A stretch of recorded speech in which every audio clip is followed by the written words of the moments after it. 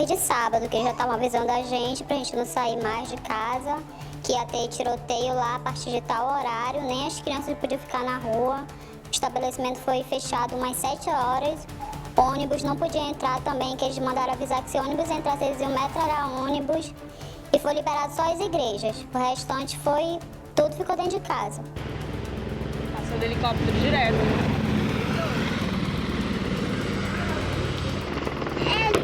Ai, é bala, meu Deus, telefônica.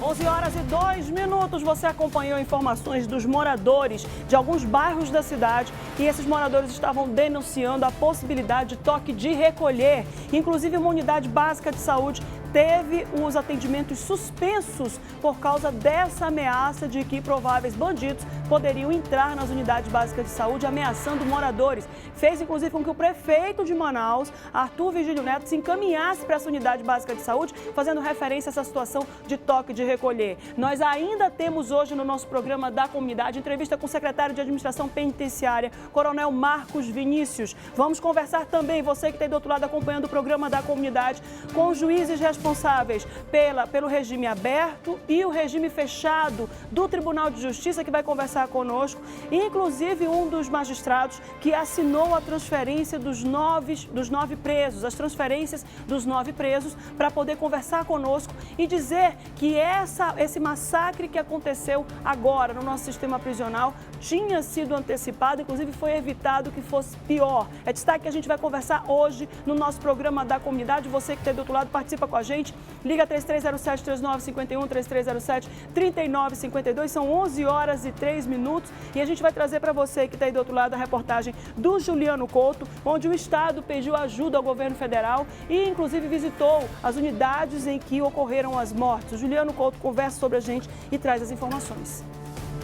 O sistema penitenciário do Amazonas foi posto novamente em xeque, 2 anos depois do maior massacre registrados em presídios da capital. A empresa que administra as unidades prisionais é a mesma da tragédia de 2017, quando 56 detentos foram mortos só no complexo penitenciário Anísio Jobim, o Compage, durante briga de facções. Apesar do pânico e das cenas de horror divulgadas em rede nacional, o governo do estado manteve o contrato com a Humanizare, que já gastou quase 900 milhões de reais nos últimos 5 anos. A Ordem dos Advogados do Brasil no Amazonas ingressou com 2 ações contra a empresa. E nessa ação civil pública, o Estado questiona pontos do contrato com a Humanizare com relação à prestação desses serviços feitos aos internos.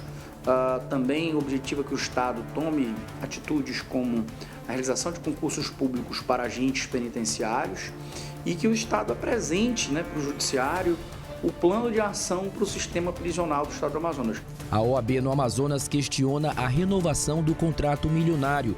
O custo é alto para manter um preso encarcerado no estado. Valor por preso de aí quase R$5.000 por preso, o dobro da média nacional. É inadmissível que um preso custe tão caro para o poder público. O assunto também entrou em pauta na Assembleia Legislativa do Estado. A deputada Joana Dark afirma que o contrato com a Humanizare precisa ser revisto o mais rápido possível. É hora de saber como que está esse contrato, o que está sendo feito de serviço efetivamente, e aí sim a gente tomar as providências que são necessárias, e quando tiver que tomar essas providências, com provas, com argumentos, a gente possa ter o pulso firme de tomar as decisões corretas e acertadas. Já o deputado Serafim Corrêa encarou a situação como falência do sistema prisional do Amazonas. A falência é mais ampla do que a gente imagina.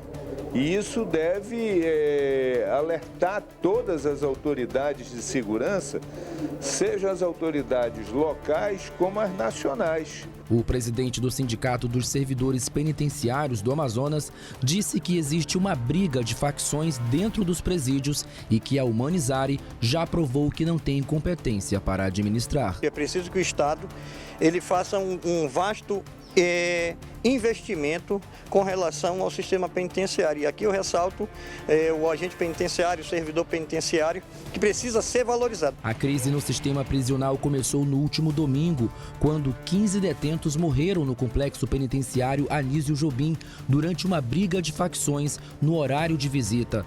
Na segunda-feira, mais 40 presos foram mortos, 25 no Instituto Penal Antônio Trindade, 5 no Centro de Detenção Provisória Masculina 1, 6 na Unidade Prisional do Poraquequara e outros 4 no Compage, somando um total de 55 mortes em 2 dias. Pela manhã, o governador do estado, Wilson Lima, e a cúpula da Segurança do Estado visitaram as unidades da BR-174 para verificar de perto a situação no local.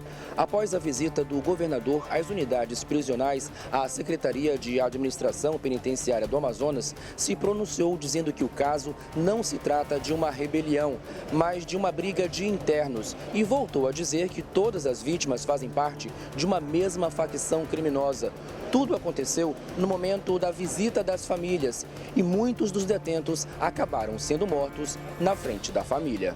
Por meio das redes sociais, o ministro da Justiça e Segurança Pública, Sérgio Moro, confirmou o envio de uma força-tarefa de intervenção penitenciária para atuar nas unidades da capital e também disponibilizou vagas nos presídios federais para a transferência dos líderes do massacre, que, segundo o governo do estado, já foram identificados. O número de viaturas e policiais no entorno dos presídios foi reforçado. As visitas foram suspensas por 30 dias. A movimentação maior agora é no Instituto Médico Legal, onde os corpos estão sendo liberados aos familiares. Como o número de mortos foi grande e o ML não tem capacidade para armazenar todos, alguns caminhões frigoríficos foram cedidos para comportar os mesmos. Até o início da tarde, 16 corpos já tinham sido liberados para a família.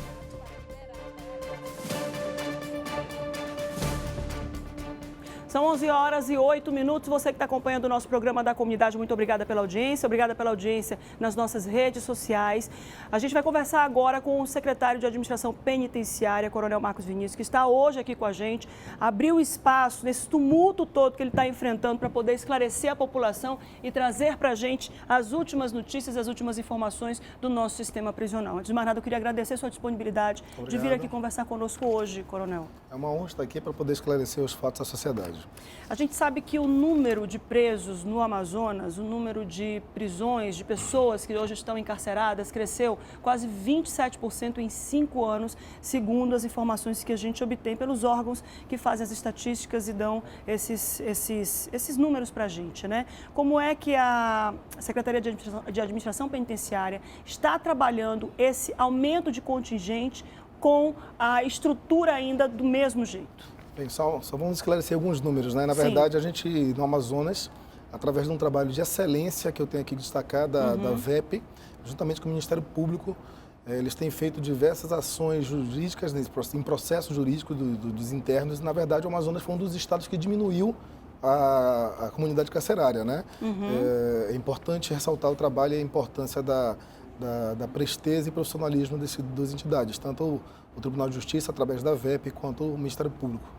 A gente tem um número aqui, o senhor me confirma, né, se a gente estiver equivocado. Em dezembro de 2013, haviam 8.041 detentos e em dezembro esse número chegou a 10 mil. Hoje a população carcerária está em torno de 10 mil presos, é isso? É porque esse número aí, na verdade, é assim, esse cálculo que foi disponibilizado, ele inclui aí semi-aberto e tal, aberto, mas no fechado a gente tem em torno de 2.500, tá? E eu tenho provisório em torno de 3.500, então tem uma divergência de números. Na verdade, a gente reduziu, inclusive saiu em mídia nacional isso.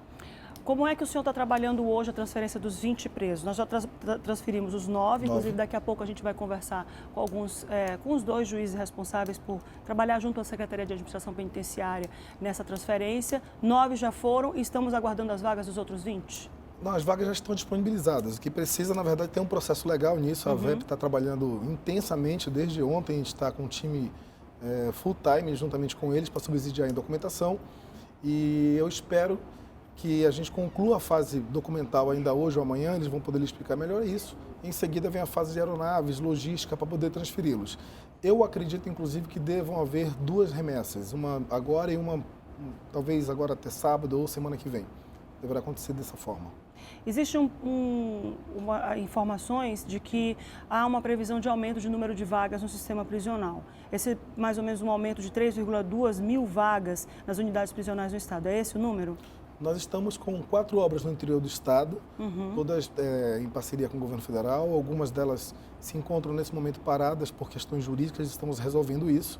E existe a possibilidade da construção, mas não esse ano, de uma unidade prisional em Manaus.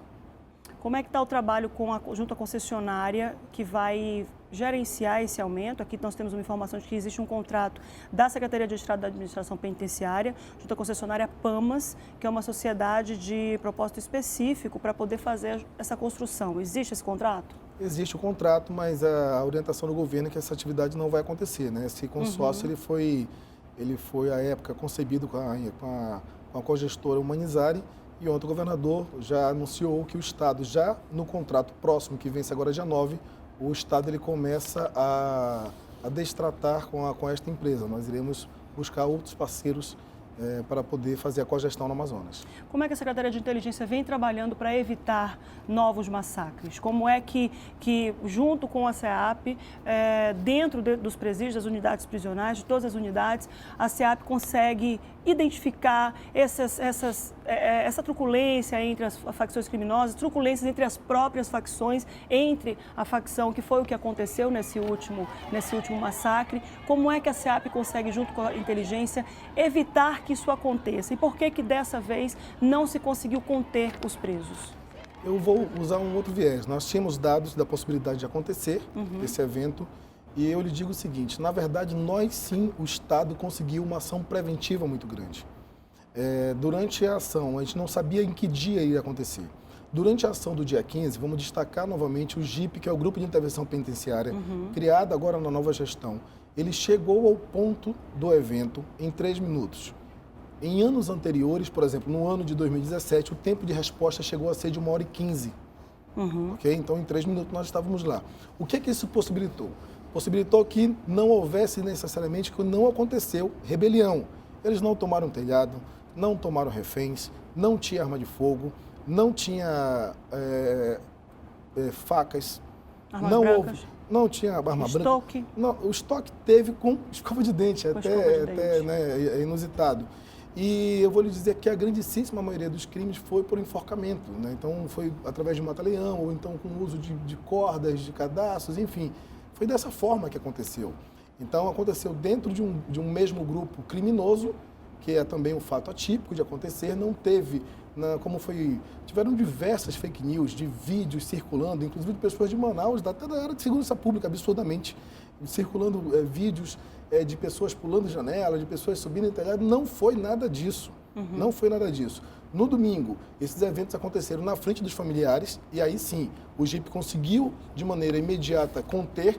Na segunda-feira, a inteligência continuou trabalhando, mas como era o mesmo grupo, a gente não sabia o ânimo deles. Não, se era o mesmo grupo, quem era contra quem? Me entenda. Quem era do grupo A, o grupo B, já que era o mesmo grupo. Dentro da mesma facção criminosa. Exatamente. Então, o que aconteceu? Nós intervimos, nós detectamos que na madrugada de segunda para terça poderia ter uma outra ação delituosa e nós fomos, junto com a Polícia Militar, junto com a Polícia Civil, todo o sistema de segurança, mais a Secretaria, fomos para dentro da unidade para identificar essa possibilidade. Quando nós começamos a agir, eles começaram uma ação dentro das celas. Dentro das celas. Isso é importante salientar. E, novamente, enforcando. Então, veja bem, na segunda-feira, a ação foi uma ação de resgate. Vamos deixar claro isso. Nós conseguimos salvar 225 vidas. 225 vidas. Não foi rebelião. Enquanto nós avançávamos, resgatando essas vidas, salvando pessoas, eles iam estrangulando. Então, numa ação rápida, nós conseguimos ainda salvar 225 vidas. Esse é um dado relevante. Como é que agora a SEAP pretende trabalhar essa segurança dentro dos presídios, já que a empresa que está hoje tomando conta do presídio, que já estava em janeiro de 2017, provavelmente deve ter o contrato rescindido? Quais são os próximos passos da SEAP agora? Existe um processo jurídico, né? Então um dos contratos se encerra agora no sábado e existe a necessidade da continuidade do serviço, né? Eles vão entrar num que a gente chama de um processo de um contrato precário, Nesse momento, até que a gente conclua, já estamos trabalhando na contratação de uma outra empresa, a gente concluindo esta outra empresa, ela assume e a atual empresa sai. Isso vai sendo feito de maneira paulatina. Ato contínuo, nós já estávamos trabalhando num novo projeto básico, a gente espera no máximo 60 dias lançar esse novo projeto básico e aí abre a licitação de todo o sistema do Amazonas. Licita, a partir do momento que a gente fizer a licitação, a gente encerra essa contratação que está sendo feita agora. Tá? Então, são esses os passos. Por outro lado, fizemos contato com o governo federal e solicitamos a presença da Força-Tarefa de Intervenção Prisional. Para quê? O governador ontem tomou uma decisão. Ficou muito claro para o Amazonas e para o Brasil que o GIP funcionou. O nosso grupo de intervenção penitenciária funcionou. Então, o que ele vai fazer? Nós vamos ampliar o GIP e, em parceria com o governo federal, nós vamos capacitá-los melhor, tá? Dentro da filosofia, e vamos também fazer a integração mais apurada do trabalho do grupo de intervenção prisional, junto com a secretaria, através do nosso COSIP, que são os nossos homens de segurança interno, e junto com a cogestão. Então, são esses o senhor não passos. pode, obviamente, responder nenhuma pergunta das administrações anteriores, mas nós temos um massacre que aconteceu em janeiro de 2017 com essa empresa que atualmente agora está com essa previsão de rescisão contratual. Por que a SEAP, junto com o governo estadual, não rescindiu esse contrato logo que assumiu em janeiro de 2019? Existem questões jurídicas. Nós vivemos numa democracia. O Estado não pode simplesmente chegar e rescindir um contrato. Se eu faço isso, eu pago multa, né? Então, existem processos legais... Mas existia esse ânimo lá em janeiro, quando Sempre assumiu, existiu. de rescindir? O governador assumiu dizendo que iria rever isso. E está fazendo. Está fazendo. Né? Nós iríamos lançar uma licitação agora e aconteceu esse evento, ele antecipou algumas ações, mas o governador assumiu um compromisso de rever todos os contratos que está fazendo. Mas ainda que acontecesse essa possibilidade de multa, existia algum recurso jurídico que se pudesse, de forma emergencial, retirar a empresa e contratar uma outra de forma emergencial, alegando justamente esse mau cuidado que a empresa vem trazendo em relação ao massacre que aconteceu em janeiro de 2017? Ou não? O que o governador está fazendo justamente é um processo que é um processo padrão e não tinha como fazer um processo emergencial? O governador está sendo extremamente responsável em todos os aspectos. Tá? Então, vamos entender. O Estado não pode simplesmente... O governador não é um ditador, né? Ele é uma pessoa eleita pelo povo e tem responsabilidades. Então, ele não pode chegar ditando regras. Existem mecanismos jurídicos quanto a isso, né? Outro dado relevante, nós temos, por exemplo, apenas no Compad 500 famílias que trabalham ali. São trabalhadores, estão lá trabalhando. A gente não pode simplesmente pegar essas pessoas e jogar na rua. Existem indenizações, existe todo um processo. Então, nós temos que ter parcimônia. A gente sabe que existe um clamor social para a troca de todo o processo de cogestão no Amazonas. O governador foi eleito com esse discurso e está cumprindo a palavra dele. Agora, nós temos que ter responsabilidade. Nós não podemos fazer isso de maneira soberbada. Eu acho que os passos estão sendo corretos. A Humanizare fazia parte da concessionária, né, como a gente conversou agora há pouco, de fazer essa construção dos presídios. A partir de agora, então, vai ser suspensa a construção, porque já tem algumas construções em andamento, como o senhor mencionou. Nenhuma construção em andamento com esse consórcio. Não. As construções que estão acontecendo agora, elas vão continuar em andamento e como é que vai ser feito agora? Vai ser feita uma licitação nova para poder colocar um outro consórcio para construir as 3.200 vagas? Não, são coisas totalmente distintas. Vamos entender. As obras que existem são obras referentes a convênios com o governo federal, são obras no interior. O consórcio Pamas ganhou-se e esse governo agora sequer aventou a possibilidade de continuar com esse processo. Não existe. O processo Pamas está lá paradinho na gaveta. E lá vai continuar. Foi uma decisão do governador desde quando assumiu. Ele não vai repactuar contrato com a Humanizare. E como é que vai ser a partir de agora, para poder fazer a abertura dessas vagas?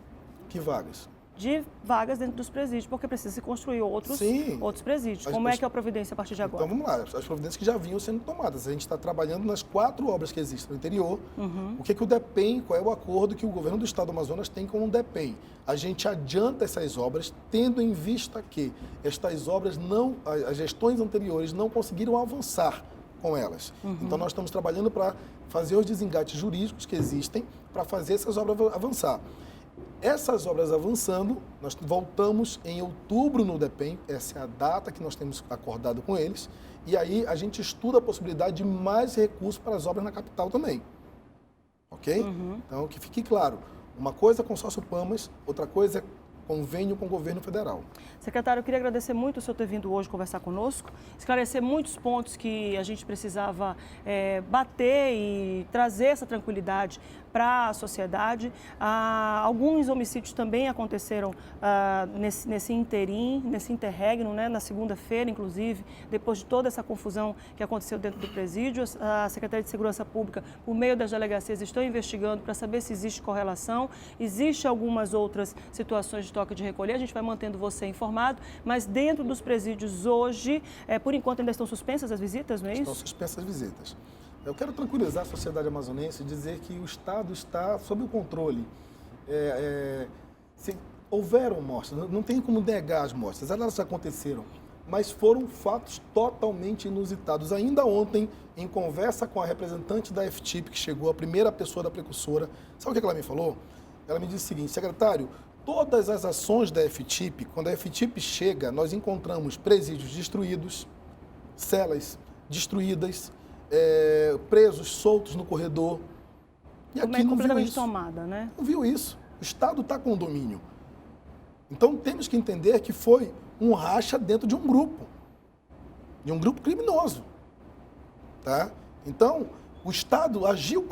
Acabei de dar um número. Nós temos 225 vidas que nós salvamos. Não foi possível salvar todas as vidas. Entendi. Mas salvamos 225. Tá? Então, o controle existe, não teve arma de fogo, volto a ressaltar, não teve refém, não tem uma reivindicação deles, não tem nada. Tá? Então, e por que a FTIP foi contactada? Porque a gente precisa, nesse momento, compartilhar a experiência, ser humilde em saber que a administração pode melhorar. Tá? O governador Wilson Lima foi um homem extremamente sensato, ele está gerenciando a crise. Ontem ele esteve no presídio. Sabe quando é que um governador foi numa unidade prisional no Amazonas? Primeira vez foi ontem. O governador foi à frente, ele está tomando a frente. Não sou eu, não. Eu sigo ordens. Quem está dando a ordem é ele. Ele está gerenciando toda a crise. A sociedade tem que ter a plena certeza que o Estado está agindo. A segurança pública está agindo. Houveram mortes na segunda? Houveram. Toda segunda tem. Toda segunda tem, infelizmente. Madrugada, de domingo para segunda. Né? Exatamente, mas sempre teve. Tá? Não foi um número fora da linha. Fora da linha. E vou lhe dar um outro dado.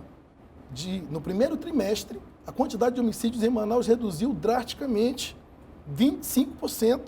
Então, nós não podemos fazer uma correlação de eventos e trazer pânico à sociedade. A imprensa tem que nos ajudar nisso. A sociedade tem que ajudar.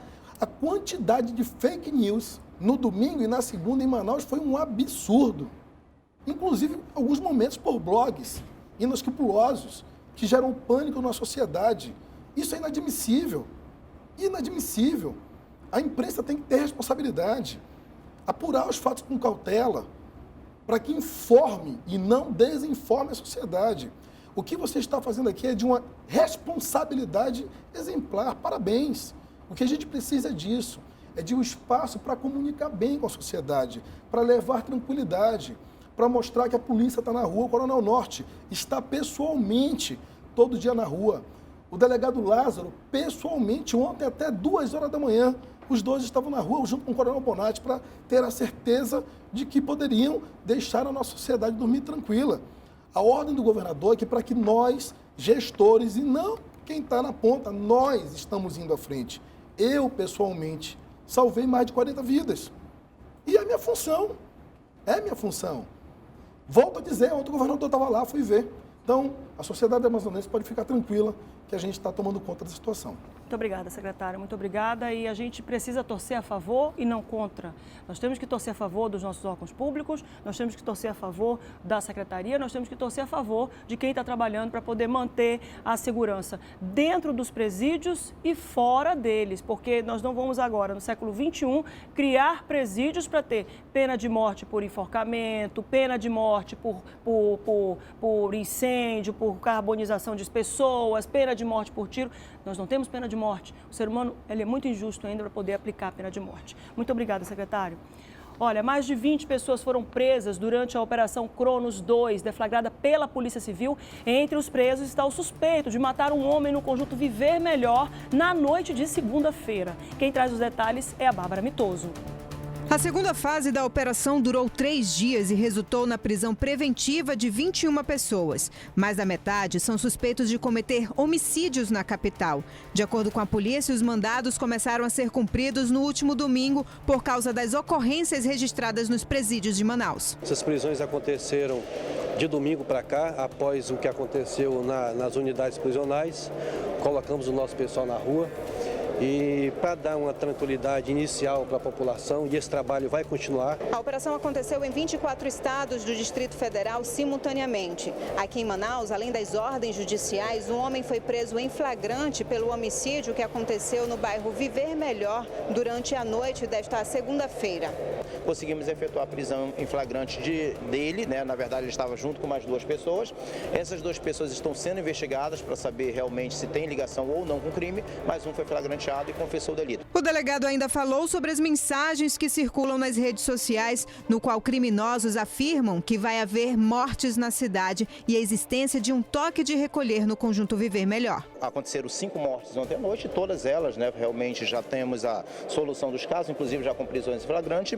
Não há ataque à população, a população pode ficar tranquila. Todos os presos vão permanecer na Delegacia Geral aguardando a liberação dos presídios. Na realidade, a Secretaria de Segurança Pública já vinha deflagrando várias operações para poder fazer com que a gente tenha de novo aquela sensação de segurança. A gente vem trazendo isso rotineiramente, esse trabalho da Secretaria de Segurança Pública, junto com os delegados, junto com as especializadas, para poder tirar de circulação esses indivíduos que estão tocando o terror na cidade. Vamos lá, 11h28, você que está do outro lado acompanhando o programa da comunidade, liga, participa, faz sua pergunta pelo nosso WhatsApp, a gente segue trazendo as notícias de polícia. Ontem aconteceram as audiências da Operação Custo Político. Eram 9 testemunhas previstas, mas a pedido dos réus e com o consentimento do Ministério Público Federal, foram dispensadas pela juíza. 2 testemunhas voluntárias foram ouvidas. Quem conta os detalhes é o Luiz Rodrigues. É isso mesmo, o Ministério Público Federal denunciou o ex-secretário de Estado de Administração e Gestão do Amazonas, Antônio Evandro Melo de Oliveira, e os empresários Mohamed Mustafa e Priscila Marcolino Coutinho por corrupção. De acordo com a denúncia, o ex-secretário recebeu de Mohamed, com a participação de Priscila, mais de 6 milhões de reais em propina, paga com dinheiro público para favorecer o esquema de desvio de recursos públicos da saúde, revelado a partir da Operação Maus Caminhos. A participação de Evandro Melo no esquema veio à tona com a deflagração em dezembro de 2017 da Operação Custo Político, que é desdobramento da Maus Caminhos. José Melo governou o estado no período de abril de 2014 a maio de 2017. Além dele, são réus na ação a sua mulher Edilene Gomes, o ex-secretário estadual da Fazenda, Afonso Lobo, o ex-chefe da Casa Civil, Raul Zaidan, o ex-secretário de Saúde, Pedro Elias, e Wilson Alecrim, o ex-secretário executivo da Saúde, José Duarte dos Santos Filhos, e 2 servidoras públicas da saúde, Ana Cláudia da Silveira Gomes e Keitiane Evangelista de Almeida. A pedido dos réus e com o consentimento do Ministério Público Federal, 2 testemunhas voluntárias foram ouvidas hoje aqui no prédio da Justiça Federal. Uma pela manhã e a outra agora à tarde. Eu volto com você ao estúdio. Obrigada, Luiz Rodrigues. Você que está aí do outro lado acompanhando o programa da comunidade, a gente vê mais um desdobramento, um andamento, né, da Operação Custo Zero, como você viu. Infelizmente, uma operação que identificou personagens que desviaram um grande montante ali da Secretaria de Estado da Saúde, e a investigação criminal segue, como a gente viu com o Luiz Rodrigues, no Fórum Enoque Reis, no Tribunal de Justiça. A Secretaria de Educação do Estado definiu ontem a proposta do calendário especial de reposição de aulas aos alunos da rede pública estadual. Em consenso com os representantes dos sindicatos de professores e pedagogos, a Secretaria de Educação do Estado definiu que os 27 dias de aula perdidos durante a greve dos professores serão repostas em 11 sábados, feriados e nas datas programadas para planejamento e recesso do meio do ano. Com essas mudanças, o término do ano letivo está marcado para o dia 18 de dezembro. Estimular que esse processo seja feito com muita seriedade, com muito compromisso para que nós não tenhamos um prejuízo de queda dos indicadores do IDEB, que nós não tenhamos o risco de acontecer o que aconteceu no ano passado. O calendário será válido para os professores das escolas que ficaram paralisadas totalmente durante a greve. A situação dos administrativos será definida em conjunto com a Associação dos Vigias, auxiliares técnicos, merendeiros, serviços gerais e demais funcionários em apoio à educação do Amazonas. Apesar de elaborada, a proposta ainda não foi aprovada. Nós estaremos encaminhando amanhã para o Ministério Público Estadual e estaremos convocando uma reunião extraordinária do Conselho Estadual de Educação, do qual eu sou presidente, para deliberarmos de forma oficial a aprovação deste calendário. 32 minutos, obviamente que a gente esperava, já que esse calendário fosse divulgado o mais rápido possível para que os alunos sejam de novo enquadrados dentro do calendário escolar. Sabe-se que o calendário escolar ele precisa ser cumprido dentro do que determina o Ministério da Educação e a gente está vendo aí agora os alunos e os pais também, viu? Porque quando muda a rotina dos alunos, os pais também precisam dar um jeito e se desdobrar para poder fazer o atendimento, mas enfim, o que importa mesmo é que eles tenham as aulas repostas depois de 41 dias de greve. Vamos ao Presidente Figueiredo? Vamos embora para o interior do estado. Você que está acompanhando o programa da comunidade, fica ligado com a gente na região metropolitana também. Lá em Presidente Figueiredo, os agricultores aprenderam novas técnicas no cultivo da banana. O projeto desenvolvido pela Embrapa ensina como cultivar a banana irrigada. Quem traz os detalhes é o Jackson Salvaterra. Boa parte das bananas consumidas pelo amazonense vem de outros estados. A cigatoca negra, considerada a doença mais destrutiva da bananeira, atacou diversos bananais em Presidente Figueiredo, causando prejuízos aos agricultores. Na propriedade do seu Osés tem quase 15 mil pés de bananas melhoradas, plantados em quase 3 hectares de terra. É porque nós tínhamos uma banana antes que era banana prata, banana maçã, e essa banana sofreu muito com os males que vieram atacando os bananais. Nós mudamos para essa banana melhorada, que é a banana comum que nós chamamos hoje, que muita gente chama de banana clonada, e é uma banana mais resistente, é uma banana que hoje praticamente o mercado está aceitando melhor. Ele conta que a produção vinda de outros estados ainda é resistente à doença e por isso a quantidade importada é grande.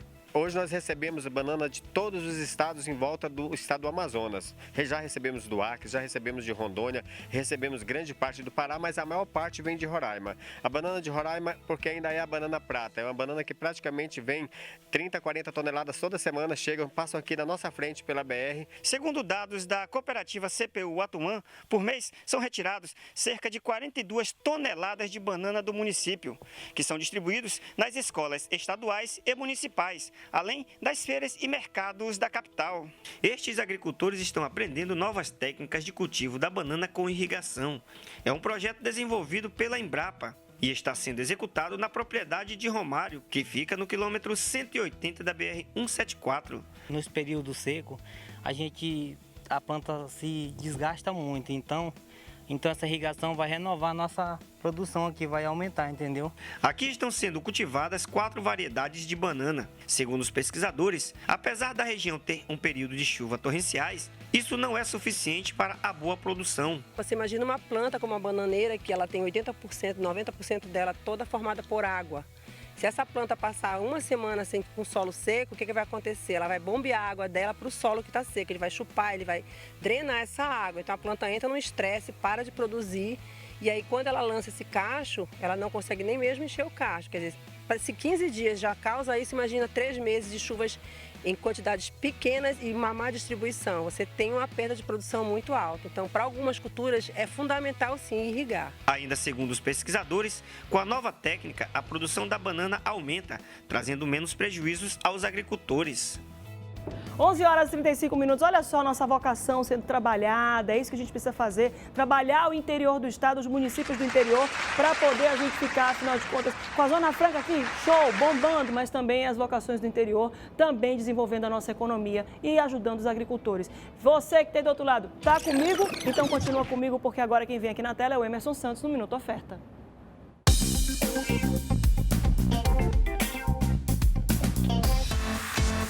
Muito bom bom dia para você, telespectador do programa da comunidade. Eu estou aqui na drogaria mais barata do Brasil. Minuto Oferta está no ar. Olha, esse endereço aqui na Djalma, viu? Um estacionamento maravilhoso para você vir com toda a sua família, estacionar o seu carrão e aproveitar. Não é promoção, viu? É o preço real, onde você vai encontrar medicamentos, perfumaria, leites. Olha, tem uma promoção de leites muito bacana para você. E é claro, tem um verdadeiro rasga-preço. Eduardo, muito bom dia. Bom dia a todos. Bom dia. E é como o Emerson mencionou, realmente aqui a gente não tem promoção, é preço baixo. Ó, vou dar uma dica, você que está com aquele receituário enorme, tá saindo do consultório agora, eu tenho certeza que tem gente que está vendo isso. Vem conferir o nosso preço. Aqui é preço baixo, não tem promoção, é preço baixo, você não precisa correr. Ó, então vamos lá, começar com a primeira oferta. O Se Acalme, calmante, quem está nervosinho, estressado, quem está dirigindo, ó, essa aqui, ó, de R$ 27,50, 11,99, calmante natural, não precisa de receita para comprar. Meu ômega 3 aqui, colesterol elevado, problema de circulação, espetacular. Ômega 3 de 1.000 com 120 a 14,99. Não tem limite de compra. E temos mais. Meu paracetamol em gotas continua naquele promoção. É bom, viu? Paracetamol em gotas. Preço bom, de 8,50 a 1,49. Não tem limite de compra. A concorrência está desesperada querendo saber o que a gente está fazendo. Ibuprofeno em gotas, de R$ 9,99 a R$ 4,99. R$ 4,99. Gente, é muito preço baixo. Vem conferir, nós estamos aqui na Djalma Batista, uma loja 24 horas, no sentido centro-bairro, e uma na Torquato, que abre às 7 e fecha às 23. Vem conferir nosso preço, é só preço baixo de verdade. É isso mesmo, compre, economize, vai economizando, é claro, comprando medicamentos e perfumaria. Dá uma olhada aí nessa loja aí, estamos te aguardando para você vir fazer todas as suas compras. Sabe onde? Ultra Popular, a drogaria mais barata do Brasil. Contigo, Márcia. Obrigada, Emerson. Vem cá comigo porque hoje é quarta-feira e hoje também tem receita. E a Ed é tão boazinha. Ed, o que tu vai fazer uma vitaminada, é? Isso. Bom dia a todos vocês aí que estão nos assistindo. Eu vou trazer hoje a receitinha deliciosa para você, que é um leite de amendoim, viu? Então, assim, quem não pode estar utilizando leite de origem animal, você vai estar aprendendo hoje aqui leite de amendoim. Aí eu vou fazer aqui um shake de morango, viu, Márcia? Para você. Isso que eu quero saber, esse morango aí, viu? Isso, vamos colocar aqui o morango junto com o amendoim e fazer aqui um shake delicioso.